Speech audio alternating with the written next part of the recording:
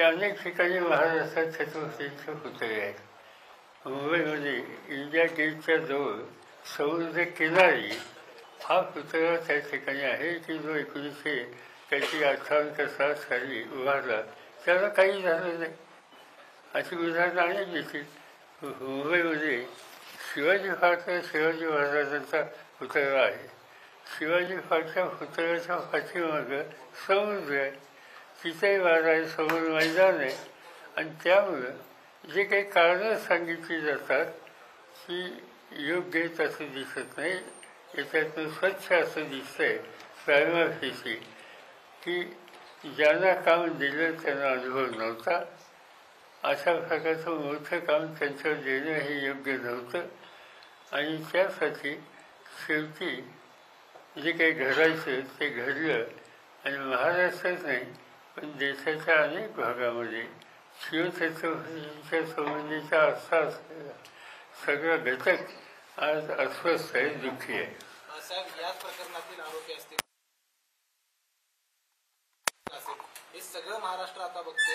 गृहमंत्र्यांचा वचक महाराष्ट्रावर राहिला आहे की नाही? असं आहे की रोजची वर्तमानपत्र तुम्ही लोक जे प्रसिद्ध करतात ती जे हल्ली बघितली तर रोज 1, 2, 3 तरी केसेस अशा वाचायला मिळतात की इथं स्त्रियांच्या अत्याचार, कुणाचा विनयभंग, दुर्दैवानं या सगळ्या गोष्टी दिवसेंदिवस महाराष्ट्रात वाढत आहेत. आणि राज्य शासन विशेषतः गृह खातं यासाठी जी सक्तीची आणि कठोर कारवाई करून एक प्रकारचं लोकांच्यामध्ये आत्मविश्वास पैदा करायची जबाबदारी त्यांच्यावर आहे. त्याची पूर्तता केली जात नाही. हे कधी घडत नव्हतं महाराष्ट्रात, दुर्दैवानं घडते. बदनापूर घटनेमध्ये ज्या शाळेची सीसीटीव्ही फुटेज देखील साहेब त्या ठिकाणी डिलीट करण्यात आलेला आहे, तर नेमका उद्देश या ठिकाणी काय होता? जे मुख्य असं आहे की बदलापूर तिथे त्या 2 शिवरायांचा अत्याचार केला गेला. 2 गोष्टी त्याच्यामध्ये अत्याचार केला ते अत्यंत घृणास्पद संतापजनक बाब आहेत. पण दुसऱ्या बाजूनं नागरिकांना कळल्याच्या नंतर त्याची प्रतिक्रिया सामान्य नागरिकांच्याच होणं साहजिकच आहे. त्यासाठी त्या ठिकाणी हजारो लोक जमले आणि बदलापूर आणि त्या परिसरातल्या जनतेची जी प्रतिक्रिया होती, सरकारकडून काय सांगण्यात आलं, बाहेरनं माणसं आणण्यात आली. कोणाला म्हणजे कोण कशाची बाहेरनं माणसं आणली. आणि दुसरी गोष्ट त्या ठिकाणी जे लोक एकत्र जमलेले होते त्या लोकांच्यापैकी अनेकांच्या खचले भरण्यात आले. कारण एवढ्या मोठ्या संख्येने तुम्ही रस्ता अडवला म्हणून. म्हणजे लोकांच्यात आलेली चीड व्यक्त होणं ही सुद्धा लोकशाहीच्या चौकशीत बसून होत असेल तर ते काही चुकीचं नाही. पण त्यासाठी तुम्ही अस्वस्थ असलेल्या लोकांच्या खचले भरता ही गोष्ट निंदनीय आहे. आणि ते काही घडलं हे काही चांगलं नाही. या सगळ्या राजकोट प्रकरण असू दे किंवा बदलापूर प्रकरण असू दे, विरोधक याचं राजकारण करतात असा आरोप आहे. याचंच राजकारण काय असं आहे की काही हजार लोक जमले, त्यांनी त्यांची रिॲक्शन प्रतिक्रिया व्यक्त केली आणि त्यांच्या खचले भरल्याच्या नंतर शक्यतो खचले भरणं टाळा असं सांगणं ह्याच्यात काही राजकारण नाही. तिथे काही लोक आम्ही कोणी जमा केलेले नव्हते. बदलापूरच्या स्थानिक जनतेची ही प्रतिक्रिया होती आणि इथं राजकारण आणण्याचं काही कारण नाही. आता हा मालवणचा जो प्रसंग आहे, शिवछत्रपतींचा पुतळा इथं जो पडला तिथे सुद्धा राजकारण आणलं असं बोललं जातं. राजकारण कसं, तिथं लोकांची रिॲक्शन होणारच. शिवाजी महाराजांच्या प्रतिमेची अशी स्थिती होणं याचा अर्थ महाराष्ट्रात लोक रिॲक्ट झाले तर आश्चर्य वाटायचं कारण नाही. आणि त्यामुळे इथं राजकारण अजिबात कोणाचं नाही. गडकरींनी एका कार्यक्रमात असं म्हटलेलं आहे की समुद्राच्या काठावर रस्ते बांधताना स्टेनलेस स्टीलचा वापर करावा अशा प्रकारचा मी आग्रह अनेक वेळेला धरलेला आहे. जर पुतळा बनवत असताना लोखंडाऐवजी स्टेनलेस स्टील बनवला असता तर पडला नसता. गडकरींना हे कळतं तर मग बाकीच्यांना ते का कळत नाही अशा प्रकारचं? आता केंद्र सरकारमध्ये जे काही मनसे आहेत त्याच्यात गडकरी एक मनसे. माझा स्वतःचा अनेक वर्षाचा अनुभव आहे एखादं काम ते घेतलं तर ते बारकाईनं काम करतात. त्या कामामध्ये ते स्वतःला गुंतवून घेतात आणि कामाचा दर्जा चांगला राहील याची काळजी घेतात. आज देशामध्ये अनेक ठिकाणचे रस्ते आता म्हणजे पुणे कोल्हापूर रस्ता न सांगलीवर किंवा कोल्हापूर ते जळगाव रस्ता हे न सांगितलेलं बरं, नाही तर बाकीच्या सगळ्या ठिकाणी दिवसेंदिवस रस्ते सुधारत आहेत आणि त्या सुधारणेमध्ये गडकरींचं योगदान आहे हे आम्ही पार्लमेंटमध्ये सुद्धा सांगतो. इथं काही राजकारण आणण्याचं काही कारण नाही. आणि त्यामुळे त्यांनी मत व्यक्त केलं असेल तर जाणकाराचा सल्ला घेऊन त्यांनी मत व्यक्त केलं असेल असं मला वाटतं. साहेब, राज्यामध्ये मुख्यमंत्री माझी लाडकी बहीण योजना आलेली आहे. मात्र यावरूनच आता सत्ताधारी पक्षांमध्ये श्रेयवाद पाहायला मिळतोय. एकीकडे मुख्यमंत्री म्हणतायत की माझ्यामुळे योजना आली, दुसरीकडे फडणवीस म्हणतायत माझ्यामुळे आली. तर काल अजितदादांचे बोर्ड लागले, त्यामध्ये अजितदादांची लाडकी बहीण अशा पद्धतीचा उल्लेख त्यामध्ये पाहायला मिळाला. कुठतरी सत्ताधारी पक्षांमध्ये वाद सुरू झाला आहे असा श्रेय घेण्यावर चांगली गोष्ट आहे ना. असं की आणखी 2 महिन्यांनी आम्हाला लोकांच्या समोर जायचे. आम्ही एका विचाराने जाणार, आम्ही वेगवेगळ्या पक्षाचे सरकारी असलो तरी एका विचाराने जाणार आणि हे बाकीचे लाडके या पद्धतीनं जातात ही चांगली गोष्ट आहे. भाजपमध्ये 24 जे पदाधिकारी आहेत, नेते आहेत, ते अस्वस्थ आहेत. 4 ते 5 सोडून जाण्याच्या तयारीत आहेत असं स्वतः बावनकुळे म्हणतात. आणि ते सर्व तुतारी घेण्याच्या ह्याच्यात मला ठाऊक आहे. महाराष्ट्राच्या विधानसभेच्या निवडणुकीच्या तोंडावर महाविकास आघाडीचा मुख्यमंत्री पदाचा चेहरा अजून जाहीर झालेला नाही आणि ठाकरेने सुद्धा काँग्रेस आणि राष्ट्रवादीकडे असे केले, तुम्ही जाहीर करा माझा त्याला पाठिंबाचं. कुठं घोडा आणले मुख्यमंत्री पदाच्या चेहऱ्याच्या निवडणुकीला सामोरे जातात? अजिबात आलेली नाही. त्याचा आत्ता विचार करायचं काही कारण नाही. अनेक वेळेला असं घडलं की नेतृत्व कोणी करायचं ही निवडणूक झाल्याच्या नंतर, संख्या असल्याच्या नंतर निर्णय घ्यायचा असतो. आज कशाचा काही पत्ता नाही. अजून बहुमत आहे, बहुमत मिळेल असं वातावरण आहे, त्याच्याबद्दल शंका नाही. पण त्यासाठी आत्ताच काही मांडणी करण्याची आवश्यकता नाही आहे. यापूर्वीचं एक तुम्हाला उदाहरण सांगतो की 1977 साली आणीबाणीच्या नंतर निवडणूक झाली. त्या निवडणुकीला कुणालाही हुरू केलेलं नव्हतं. जयप्रकाश नारायणांनी अनाऊन्स केलं की आणीबाणीला विरोध करण्यासाठी सगळ्यांनी एकत्र आणि निवडणुका झाल्या. निवडणूक झाल्यावर मोरारजी देसाई यांचं नाव जाहीर केलं. निवडणुकीत मतं मागताना मोरारजीबाईंचं नाव कधीही जाहीर केलेलं नव्हतं आणि त्यामुळे आत्ताच नाव जाहीर केलं पाहिजे या आग्रह करण्यात काही आवश्यकता नाही आहे. आम्ही नक्की एकत्र बसू, एका विचारानं लोकांचा पाठिंबा मिळाल्याच्या नंतर एक स्थिर पर्याय सरकार या राज्यात आणि देशात देऊ. साहेब, राज्यामध्ये भ्रष्टाचार मोठ्या प्रमाणात वाढलेला आहे. पुण्यामध्ये काही अधिकारी पैसे घेताना देखील सापडल्याचं पाहायला मिळते. त्याचे व्हिडिओ देखील समाज माध्यमांमध्ये व्हायरल होताना दिसतात. असं आहे की हे जे काही सिंधुदुर्गात घडलं, जे काही पुतळ्याच्या संबंधी, त्याच्यात सुद्धा त्याचा दर्जा आणि त्याचा निर्णय याच्यामध्ये भ्रष्टाचार असं लोकांच्या म्हणजे पक्की खात्री. आज अनेक ठिकाणी सत्तेचा गैरवापर आणि भ्रष्टाचाराचा पुरस्कार हे सूत्र सध्याच्या सरकारचं झालेलं आहे आणि ही अवस्था चिंताजनक आहे. उद्याच्या निवडणुकीमध्ये आम्हाला लोकांच्याकडून जे मुद्दे लोकांच्या समोर मांडले जातील त्या ठिकाणी भ्रष्टाचार आणि त्याचे दुष्परिणाम या संबंधीची भूमिका आग्रहानं मांडली जाईल. सर, RSSने जातीगत जनगणनेचं म्हणजे करावी असं सुचवलेलं आहे. म्हणजे पूर्वी RSS किंवा भाजप जातीगत जनगणनेला विरोध करत होते, तर त्याच्यावर त्यांची भूमिका बदललेली आहे. आणि दुसरा प्रश्न, आता ज्या होऊ घातलेल्या राज्याच्या इलेक्शन आहेत त्याच्यानंतर जी परिस्थिती निर्माण होईल त्याचा केंद्राच्या स्थिरतेवरती अस्थिरतेवरती काय परिणाम होईल, काय वाटतं? जसं की आम्हा सगळ्यांचीच मागणी अशी होती की जातीय आधारावर जनगणना होण्याची आवश्यकता आहे. त्यामुळं तो निर्णय राबवल्याच्यानंतर लहान समाज जे असतात, छोटे छोटे समाज, त्यांचं नक्की संख्या आणि बळ हे लोकांच्या समोर येईल आणि त्यांना न्याय, सत्तेमध्ये न्याय बातमी देण्याच्या संबंधीची स्थिती निर्माण होईल. आणि त्यामुळं जातीय जनगणना हा प्रश्न आम्ही सतत मांडत होतो. आता RSS सुद्धा त्या संदर्भात विचार करत असावं असं वृत्तपत्राच्या बातम्यावर दिसतं. आणि ते जर त्यांनी केलं तर त्याच्यात काही चुकीचं नाही. तुम्ही म्हणताय की निवडणुकीनंतर स्थिर सरकार देऊ, मात्र आता संघ सुद्धा ऍक्टिव्ह झालेला आहे. संघाचं म्हणणं आहे की आम्ही सुद्धा निवडणुकीत ऍक्टिव्ह होतो, पण मुख्यमंत्री भाजपचाच व्हायला पाहिजे. असं की त्या पक्षाला, त्या विचाराला त्यांची भूमिका मांडण्याचा अधिकार आहे.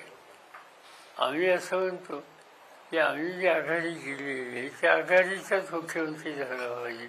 मग तो कुणी करा, तो काँग्रेसचा करा, तो उद्धव ठाकरेंचा शिवसेनेचा करा, तो राष्ट्रवादीचा करा, कुणी करा, त्याच्याबद्दल काही अंशात कोणाचं ते मतभेद नाही आहे. तसं दुसऱ्या बाजूने जर सांगितलं तर यांचाच असला पाहिजे तर त्यांचा अधिकार आहे. महाराष्ट्राचं राजकारण बदलत चाललेलं आहे, आपण बघताय. आता महाराष्ट्रातली परिस्थिती तुम्ही सांगितली आहे, पण जे 5 वर्षापूर्वी भाजपमध्ये काही कारणांमुळे गेले ते आता घर वापसी करत आहेत. म्हणजे हर्षवर्धन पाटील सारखे नेते असू देत किंवा अन्य कोणी, त्यांना परत जे काही घर वापसी करतायत त्यांना परत घेणार का? नाही, साधारणतः आम्ही असा विचार करतोय की ज्या भागात त्यांचं काम आहे त्या भागात आत्ता पक्षामध्ये प्रामाणिकपणाने जे राहिले त्यांचं मत काय हे जाणून घेणं, त्या व्यक्तीची उपयुक्तता ही किती हे जाणून घेणं, त्या व्यक्तीचं सार्वजनिक जीवनातलं काम आणि चालीचं याची नोंद घेणं आणि त्याच्यामध्ये समाधान असेल त्या ठिकाणी अशांचं स्वागत आहे. बाकीच्यांच्याबद्दल तिथल्या स्थानिक नेत्यांना विश्वासात घेऊन निर्णय घ्यावे लागतील.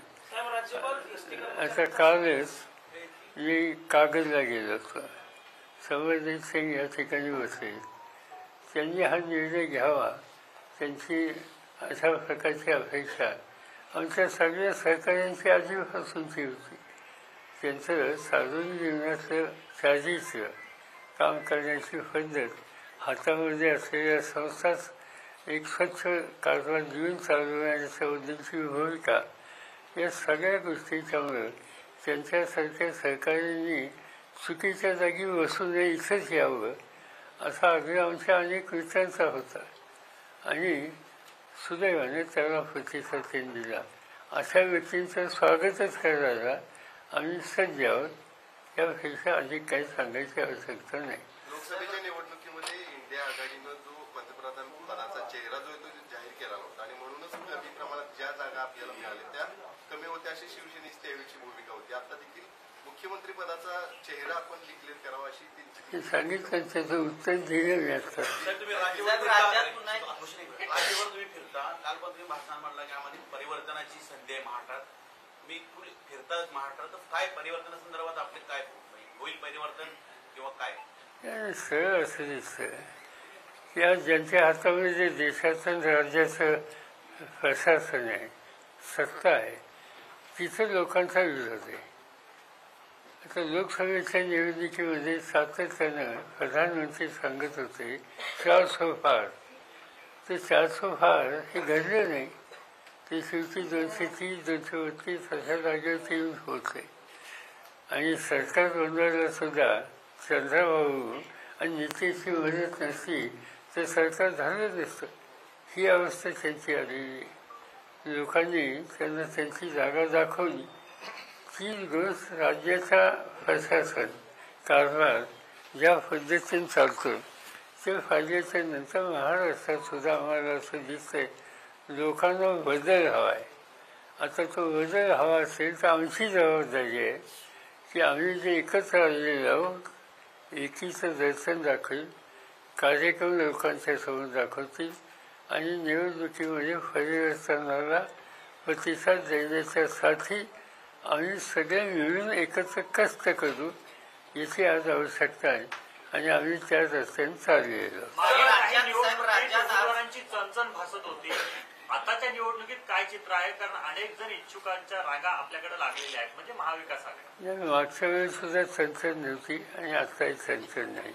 फक्त एकच आहे की आम्ही आता मागच्या वेळची निवडणूक केंद्राची होती आणि केंद्राच्या निवडणुकीचं एक वेगळंच चित्र मागच्या वेळी होतं. निवडणूक सुरू झाली त्यावेळेला पूर्वी लोकांनी एक चित्र असं तयार केलं की मोदी है तो नामुमकिन है अशी भूमिका लोकांच्या समोर मांडली आणि त्यामुळे मोदीशिवाय दुसरा पर्याय नाही असं एक चित्र निदान उभं झालं होतं. ते वास्तव नव्हतं. आज तशी स्थिती नाही.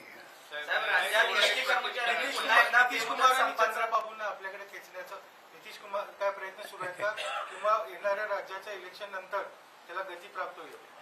असं आहे की हे दोघंही अनेक वर्ष सार्वजनिक जीवनात काम करणारे नेते आहेत. त्यामुळे त्यांना खेचणं वगैरे हे काही शक्य नाही. हा निर्णय त्यांना घ्यायचा आहे आणि आत्तापर्यंत अनेक प्रश्नावर आपला स्वतंत्र बुद्धीचा निर्णय घेण्याची पद्धत या दोघांनी दाखवलेली आहे. बघूया आता तुझं काय होतंय.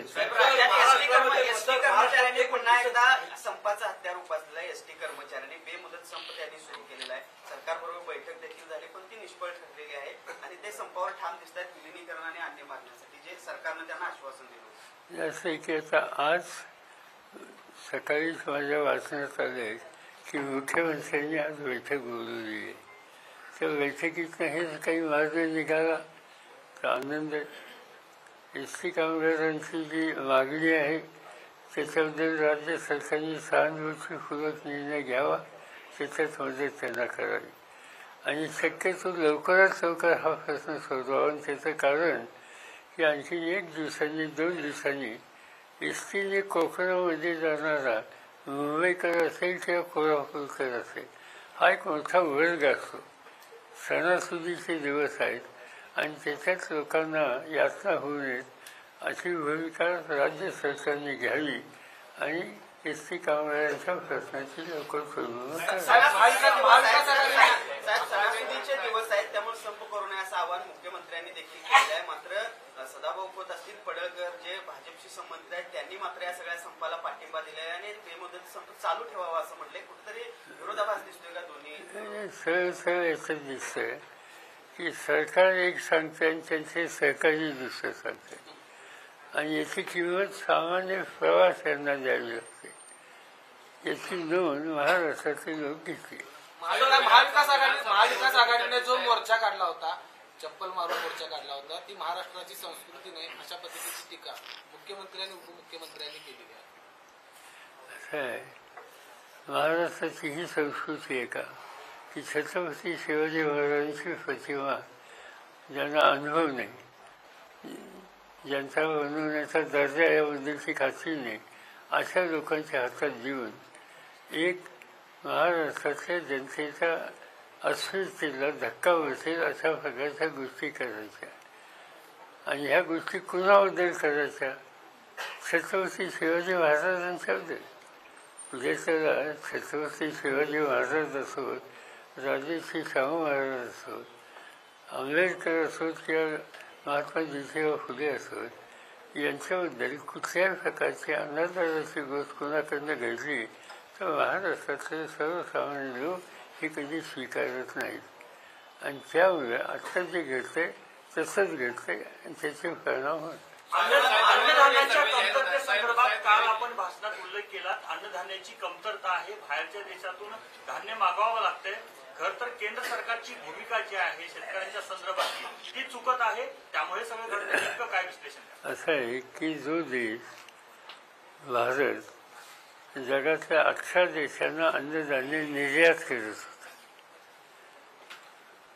जगातलं 2 नंबरचं गव्हाचं उत्पन्न भारतात होतं, जगातलं 1 नंबरचं तांदूळाचं उत्पन्न भारतात होतं आज तोच भारत काही प्रमाणात गहू आयात करतोय ही गोष्ट चांगली नाही. आणि त्याच्या कारणामध्ये जर गेला तर उत्पादन खर्चाचा विचार करून उत्पादनाची किंमत ही जी शेतकऱ्यावर द्यायला हवी आहे त्या संबंधीचं धोरण वास्तव आजच्या सरकारचं नाही. आणि त्याचा परिणाम शेवटी शेतकरी अन्य पिकाकडे वळतो आणि आयातीचं संकट हे आपल्याला येतं. याचा स्वच्छ अर्थ आहे की शेतकरी आणि त्याचा व्यवसाय या संबंधीचा सहानुभूतीचं पाठविण्याचं धोरण हे केंद्र सरकारने आखायला हवं आहे. ते आखलं जात नाहीत, त्याचे दुष्परिणाम आहेत. मोदी राजू आहेत ही शेतकऱ्यांच्या हिताची नाही. आता उदाहरणार्थ आपल्याकडं साखर धंदा आहे. ऊसाचा गळीत झाल्याच्या नंतर मोलॅसिसमधून आपण इथेनॉल बनवतो, आणखीन काही गोष्टी करतो. आता हे अधिक 2 पैसे मिळवायचं आणि देशात अधिक संपत्ती वेगळ्या पद्धतीची तयार करण्याची पद्धती आहे. मध्यंतरी त्याच्यावरच बंधन घातले. अशा बंधनं घालायची कारणं नव्हती, पण चुकीची धोरणं आखायची आणि त्याचे दुष्परिणाम शेवटी उत्पादनावर होतात. शेतकरी अस्वस्थ होतो. महाराष्ट्राच्या आरोग्य यंत्रणेचं प्रचंड प्रमाणात खाजगीकरण चालू आहे. अँब्युलन्स असतील, महालॅब असेल, सुरक्षा यंत्रणा असतील. आता महाबळेश्वर सेंटर सुद्धा खाजगी संस्थेला दिलेलं आहे. याबाबत जनतेचा रोष आहे आणि विरोधी पक्ष म्हणून आपली त्यावर आवाज उठवणं काय? असं की मी काही त्याच्या खोलात जाऊन अभ्यास केलेला नाही, पण साधारणतः आरोग्यविषयक सुविधा द्यायची जबाबदारी सरकारला टाळता येणार नाही. आणि सरकार त्याचं खाजगीकरण करून जर सामान्य माणसाला आरोग्याच्या संबंधी प्रत्येक गोष्टीचं एक अर्थकारण संकटात येणारी भूमिका घेत असेल तर ती योग्य नाही. महाराष्ट्रातली राजकीय परिस्थिती आपण मागापासून 2-3 वेळा सांगितलेली आहे. सगळे वेगवेगळे सर्वे जाहीर होत आहेत. कधी इकडं दुःख माप दिलं जातं, एकदा इकडं दुःख माप दिलं जात आहे. आपला सर्वे काय सांगतो किंवा आपलं काय होत आहे? माझा सगळे तुम्ही लोक काही लिहितात त्याच्यावर. बाकी निवडणुकीला काही अवघ्या महिने राहिलेले आहेत. जागा वाटपाचा तिढा साधारण कधीपर्यंत सुटेल? आता पहिल्या टप्प्यात किंवा दुसऱ्या टप्प्यात कुठपर्यंत निर्णय आलेला? असं पहिला चौफाई झाला नाही, दुसरा चौफाई झाला नाही. शक्यतो 7, 8, 9 या 2-3 दिवसामध्ये राष्ट्रवादी पक्ष आमचा, काँग्रेस पक्ष आणि उद्धव ठाकरेंच्या नेतृत्वाखालचा पक्ष एकत्र बसतील आणि ही प्रक्रिया सुरू होईल. मी त्या चर्चेत नाही आहे, आमचे बाकीचे सहकारी. माझी फक्त इच्छा एकच आहे की जसं आम्ही 3 पक्ष एकत्र बसतो तसं महाराष्ट्रात काही ठिकाणी डाव्या विचारसरणीचे काही पक्ष आहेत. उदाहरणार्थ शेतकरी कामगार पक्ष, उदाहरणार्थ CPI, CPM, त्यांची बलेस्थानं काही आहेत, मर्यादित असतील पण आहेत. आणि कालच्या निवडणुकीमध्ये या सगळ्यांनी आम्हा सगळ्यांना सहकार्याने साथ दिली होती. त्यामुळे त्यांच्यासह ही चर्चा करावी आणि हा प्रश्न लवकर निकालात घेऊन प्रत्यक्ष निवडणुकीच्या प्रक्रियेला सुरुवात करावी अशी धारणा माझी आहे. आणि मी आमच्या बाकीच्या मित्रांना आग्रहाने हे सांगणार आहे. निवडणूक लांबवण्याचा एक प्रयत्न सुरू आहे, कारण हरियाणा आणि जम्मू काश्मीर आपली निवडणूक जाहीर होती दरवेळी. गेली 2 निवडणुका तिथे जाहीर झाल्या आणि आता निवडणूक लांबवली जाईल का? कारण हे असं आहे की आता एक प्रधानमंत्र्यांनी 15 ऑगस्टच्या भाषणामध्ये आणि त्यानंतर सुद्धा हे सांगितलं की एकाच वेळेला सगळ्या निवडणुका होणं देशाच्या हितात आहे. हे त्यांनी जाहीर केलं. आणि दुसऱ्या दिवशी हरियाणा, झारखंड, महाराष्ट्र याच्या निवडणुका जाहीर झाल्या आणि त्याच्या तारखा वेगळ्या वेगळ्या. आदल्या दिवशी प्रधानमंत्री सांगतात ह्या एकत्र निवडणुका घेणं ह्याची अत्यंत गरज आहे, नाही तर प्रशासनावर परिणाम होतो. आणि दुसऱ्या दिवशी अशा प्रकारचा निर्णय वेगळ्या निवडणुका घ्यायचा हा दाखवून याचा स्वच्छ अर्थ आहे की बोलायचं एक आणि करायचं एक ही भूमिका त्याच्याबद्दल जी तक्रार असते ती तक्रार सत्य आहे. साहेब, राज्यात तिसऱ्या आघाडीचा एक प्रयोग राज्यात एक तिसऱ्या आघाडीचा प्रयोग एक सुरू आहे. जर तशा पद्धतीचा प्रयोग यशस्वी झाला तर फटका कुणाला बसेल असं वाटतं? कारण ज्या पद्धतीनं ही चर्चा संभाजीराजातील प्रहार असेल. माझ्याकडे तशी काही माहिती नाही, पण लोकशाहीमध्ये कुणालाही निवडणुकीला सामोरं जायचा अधिकार आहे.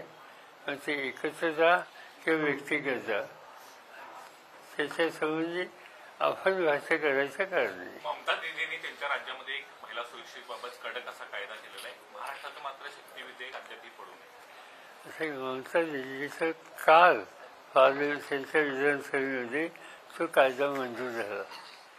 महाराष्ट्रात आता विधानसभा होईल असं दिसत नाही, निवडणुकाच होती. आणि त्याच्यानंतर हा एक विषय निवडणुकीच्या वेळेला लोकांच्या समोर मांडावा अशी इच्छा आमच्या अनेक सहकाऱ्यांची आहे. आणि जो काही निवडणुकीचा आमचा कार्यक्रम लोकांच्या समोर एकत्रित आम्ही मांडू, त्याच्यामध्ये पश्चिम बंगालच्या मुख्यमंत्र्यांनी जो निर्णय घेतला, एका विशिष्ट काळामध्ये महिलांच्यावर अत्याचार होणाऱ्या आणि करणाऱ्या घटकांच्यावर कारवाई केली जाईल, तशा प्रकारच्या गोष्टीचा विचार महाराष्ट्रात सुद्धा करावा, आमच्या जाहीरनाम्यात करावा अशी सूचना माझ्याकडे केली जाईल. केरळमध्ये आरएसएसची बैठक पार पडली. यामध्ये खरं तर अनेक विषयांवर चर्चा झाली. यामध्ये राम मंदिराचा मुद्दा जो आहे या निवडणुकीमध्ये चालला नाही अशा पद्धतीची माहिती आहे. आता वर्षानुवर्ष भाजप जे कमंडलचं राजकारण करत आलेलं आहे ते आता मंडलचा मुद्दा घेऊन पुढे जाणार आहे असं वाटतं. असं आहे की लोकांच्या भावनेच्या प्रश्नावर हात घालून मूलभूत प्रश्नापासून लोकांना बाजूला नेणं ही एक खासियत आहे RSS किंवा BJP या सगळ्या लोकांची. राम मंदिराच्या प्रश्नावरून त्यांना वाटत होतं की काहीतरी वेगळं चित्र देशात दिसतं, पण तसं काही दिसलं नाही. म्हणजे अयोध्येची सीट सुद्धा भाजपाची येऊ शकली नाही. याचा अर्थ की तुम्ही जातीय किंवा धर्मीय या भावनाला उत्तेजन देऊन तुम्ही निवडणुकीचे विषय बनवत असाल तर या देशातला माणूस आम्हाला राजकारण्यांच्या पेक्षा शहाणा आहे आणि तो चुकीच्या रस्त्यावर लोकांना जाऊन देत नाही. आणि त्याचं उत्तम उदाहरण आपल्याला अयोध्येचं आहे. निवडणुकीच्या पार्श्वभूमीवर राज्य सरकारनं तिजोरीचे दरवाजे बाजूला काढून ठेवलेले आहेत अशा पद्धतीचं काल वक्तव्य जयंत पाटील साहेबांनी केलं. साधारणतः महाराष्ट्र लाडकी बहीण योजनेचं भविष्य आणि या अन्य सगळ्या योजनांचे पैसे म्हणजे विभागाचे 1881 कोटी रुपये, विभागाचे 881 कोटी रुपये वर गेले. आज कृषी विभागाच्या योजनेच्या लाभार्थ्यांना निधी मिळालेला नाही. म्हणजे आज असं आहे की या राज्यामध्ये अनेक धोरणं पूर्वीच्या सरकारने नंतरच्या सरकारने आखली, त्याच्यासाठी बजेटमध्ये तरतूद केली आणि त्याची अंमलबजावणी करण्याची प्रक्रिया चालू होती.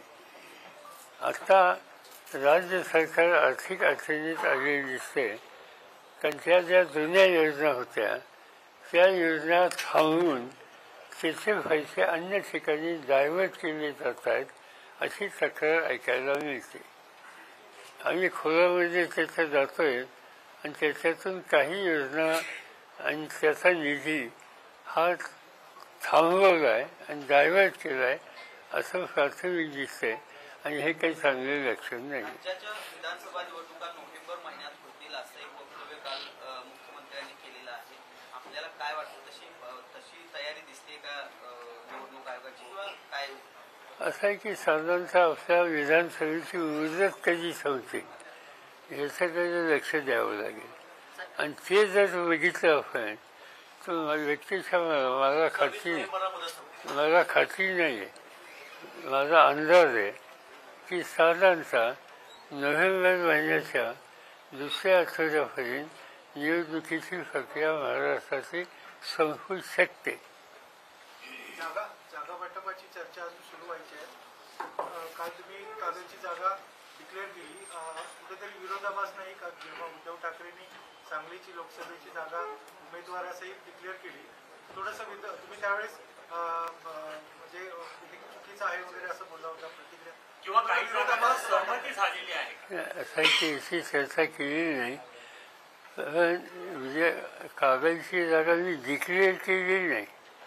कागलच्या जनतेनं संबंधितांना संधी द्यावी असं आव्हान त्यांना दिलेलं आहे. आता संबंधितांना संधी द्यावी हे सांगणं याचा अर्थ राष्ट्रवादीचे किंवा काँग्रेसचे ते अधिकृत उमेदवार आहे किंवा आमच्या आघाडीचे आहेत असं मी त्या ठिकाणी जाहीर केलेलं नाही.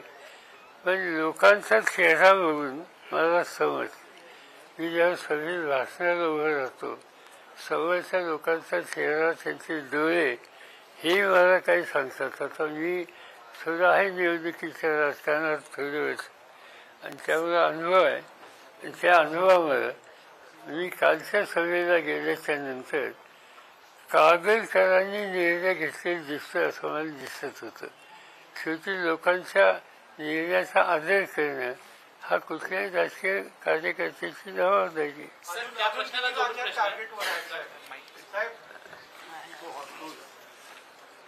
साहेब हां, अजून किती लाचार तुमच्या टार्गेटवर, अजून किती लाचार तुमच्या टार्गेटवरती आहेत? काल तुम्ही लाचारीचा उल्लेख केला कागदाच्या सभेत. ठीक. अजून किती टार्गेट आहेत तुमच्या पुढे? आणि बघूया असं आहे, अजून थोडा अवकाश आहे. साहेब, निवडणूक आता जवळ जरी आल्या असल्या, येत आहेत जवळ फास्ट होईल, पण अजूनही आमदार अपात्रतेचं हे आमदार अपात्रता प्रकरण आपण ते आता येत्या जमा होणार, काय होणार पुढे? कारण आता निवडणुका पण लागत आहेत. कोणतं प्रकरण? आमदार सुप्रीम कोर्टात केस आहे, आज सुनावणी देखील त्या आज सुनावणी आहे सुप्रीम कोर्टात आमदार अपात्र प्रकरण. हे आज आहे का 21? घेतील का नाही? बघा, मी काही फॉलो केलेली नाही ती केस, आमचे दुसरे सरकारी करतायत, पण काहीतरी या आठवड्यात आहे असं वाचण्यात आलं होतं. मालवणच्या त्या आपटे प्रकरणामध्ये संजय राऊतांनी वक्तव्य केलेलं होतं की आपटे हा वर्षा बंगल्यातच आहे का याचा शोध घ्यावा लागेल. त्याला उत्तर देताना मुख्यमंत्री असं म्हणतायत की त्यांना शोध घ्यायचा असेल तर त्यांनी वर्षा बंगल्यावर त्यांना पाठवून द्या. अशा पद्धतीची भाषा मुख्यमंत्र्यांना शोभते का, किंवा त्यांचं हे वक्तव्य योग्य वाटलं का? असं आहे की वक्तव्य हे माझ्या दृष्टीने काही फार चर्चा करायचं कारण नाही.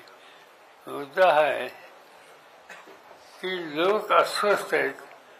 सिंधुदुर्गात किंवा मालवणमध्ये छत्रपतींच्या पुतळ्याच्या बद्दल काय घडलं, आणि त्याची जबाबदारी ज्यांच्यावर आहे त्यांना लुकआउट नोटीस द्यावी लागली, त्यांचा शोध घ्यावा अशी नोटीस सरकारला द्यावी लागली. याचा अर्थ ते फरार आहे. आता जी व्यक्ती अशा प्रकारच्या चुकीच्या गोष्टीला जबाबदार आहे आणि यंत्रणा त्यांच्या मागे असताना ती फरार आहे, याचा अर्थ त्या संबंधीची अस्वस्थता संजय राऊत असो किंवा आणखी कुणी शिवफेरीने केली तर त्याच्यात काही चुकीचं नाही आहे. आणि मुख्यमंत्र्यांनी त्याचा भाष्य करायचं का नाही हा त्यांचा विचार आहे. पण मुख्यमंत्री म्हणून, प्रशासक म्हणून असं चुकीचं काम करणाऱ्या लोकांच्या संबंधी कारवाई करण्याची जबाबदारी त्यांना टाळता येणार नाही. त्यामुळे त्यांनी बाकीचं काही भाष्य करू नये. जो कोणी गुन्हेगार असेल त्याला पकडण्यासाठी आपल्या सत्तेचा वापर लवकरात लवकर करावा. विशाळगडावरच्या त्या सगळ्या घटनेला 14 जुलैला घटली होती, तर आता 2 महिने होत आले, त्याच्यातील आरोपी अद्याप पोलिसांना सापडत नाही आहेत. 2 महिने होत. असं साधारणतः हीच लोकांच्यात अस्वस्थता ही आहे की सध्याचं जे सरकार आहे ते गुन्हेगारांच्या संबंधी शोध घेणं आणि लोकांचा विश्वास वाढवणं ही आपली जबाबदारीच ते चालत आहेत. सर, एक प्रश्न, शेवटचा आंदोलनामध्ये आपण आणि कोल्हापूरचे शाहू महाराज एक हातात हात घालून राज्याला एक वेगळा संदेश देण्याचा प्रयत्न केला. तसंच राजे संदर्भात पण आपण उल्लेख केला की राजे चुकीच्या ठिकाणी होते, आता योग्य ठिकाणी आले, तर कोल्हापूरचे 2 राजे एक महाराष्ट्राचा चेहरा होऊ शकतात का आपल्याकडून? असं आहे, पूर्वी आहे म्हणजे कोल्हापूरचे राजे असोत किंवा अन्य ठिकाणचे राजे असोत, शेवटी जनतेच्या अंतःकरणामध्ये ज्याला मान्यता आहे त्याचा सन्मान जनता करत असते. आता लोकसभेची कालची निवडणूक जी झाली त्यावेळेला कोल्हापूरच्या जनतेनं लोकांच्या मनात जे होतं ते शाहूराजांना विजयी करून दिला. कालच्या कागदच्या सभेतून बसलेल्या लोकांच्या चेहरे बघून त्यांच्या मनात काय हेच याचा अंदाज मला आला. मला असं वाटतं की थोड्या दिवसांनी बघूया काय होतं तसाच अंदाज 2 महिन्यांनी दिसेल का? ते थोड्या दिवसांनी बघूया. निवडणुका जसजशा जवळ येत आहेत तसतशा आपल्यावर खालच्या पातळीवर टीका होताना दिसते. प्रकाश आंबेडकरांनी अगदीच खालच्या पातळीवर 2 दिवसापूर्वी तुमच्यावर टीका केली. त्याचबरोबर नारायण राणेंनी देखील तुमच्या टीका करताना आग लावे शरद पवार आग लावे आहेत अशा पद्धतीचा एक शब्द वापरला. कसं बघता या वक्तव्याकडे? तुम्हीच कसं बघता सांगा. सिंधुदुर्गातला काय विषय झाला, तिथं शिवछत्रपतींचा पुतळा कोल्यावर झाला. त्या ठिकाणी लोकांच्या प्रतिक्रिया काय होत्या तुम्हीच होत्या. मी तिथे गेलो सुद्धा नाही. मी फक्त अस्वस्थता त्या संबंधीची व्यक्त केली आणि नुसती अस्वस्थता व्यक्त केल्याच्या नंतर एवढ्या झिजलेल्या आमच्या मित्रांना येत आहेत याचा अर्थ ते किती अस्वस्थ ते दिसत आहे. असं आहे ते कार्यक्रम करेक्ट करायचा जबाबदारी आमचे अध्यक्ष जयंत पाटील यांच्याकडे. महामार्गावर अजूनही निर्णय नाही आहे. महाविकास आघाडीनं अनेक आंदोलन केली तरी देखील हा प्रकल्प लादला जातो. नाही शक्ती मी थोडी बहुत माहिती त्याची घेतली. मी मुख्यमंत्र्यांची त्या प्रश्नावर बसणार आहे. पण प्रायमाफेशी मला असं वाटतं की या महामार्गाची काही आवश्यकता नाही. आज बाकीचे जे रस्ते आहेत ते रस्ते आधी चांगले करूया. पुण्याला इथं जायचं किंवा इथून वेगावला जायचं त्याला काही तास लागतात. ती स्थिती बदलायची असेल तर ह्या रस्ते जे आहेत प्रचलित ते उत्तम करूया. नंतर नवीन प्रकल्प हातात घ्यायचे तर नाही त्याचा विचार करता येईल. आज त्याची आवश्यकता नाही. चिन्ह आहे लोकसभा निवडणुकीमध्ये समान चिन्ह दुसरं असल्यामुळे काही फटका तो आम्हाला कळतात याचा. चिन्ह हिस्पानी होतं ना साताऱ्याला आपला फटका बसला.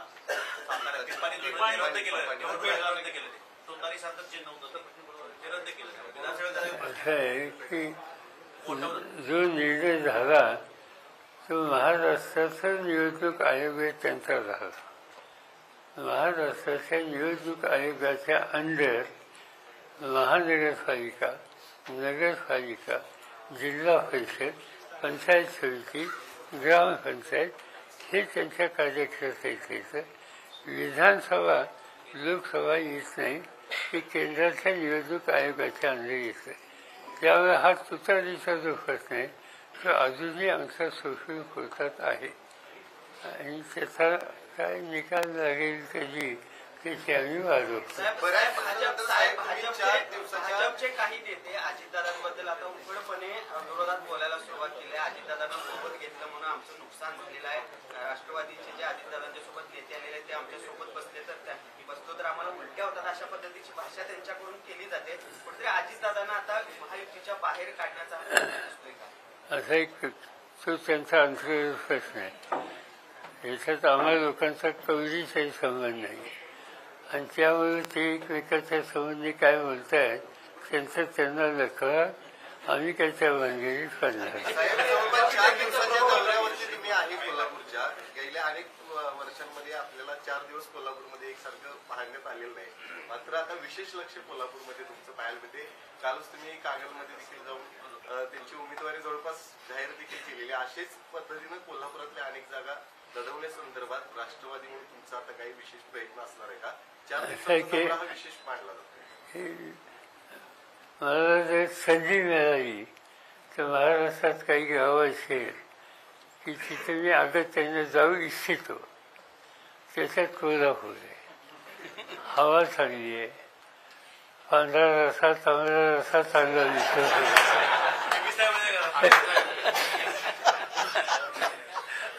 आणि ठीक आहे, नाही झालं ठीक. आणि कोल्हापूर कसं आहे की कुठल्याही गोष्टीवर आता कालच मला कोणते सांगत होतं, माझ्या गाडीत कोणतंही होतं, तुमच्याबद्दल बोलत नाही. तुम्ही जात असताना एक पॉईंट असा होता की तिन्ही बाजूचे रस्ते आढळून येते. हे आम्ही पोलीसचे लोक, आम्ही लोक जातात, खूप सारे रस्ते आढळतात.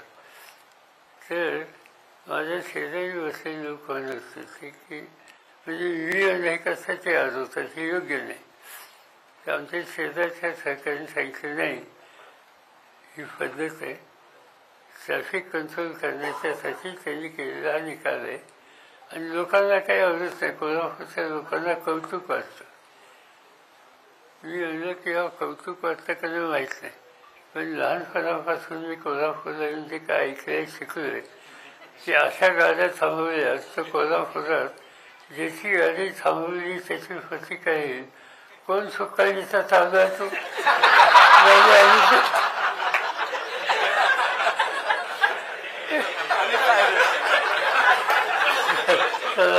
झाले.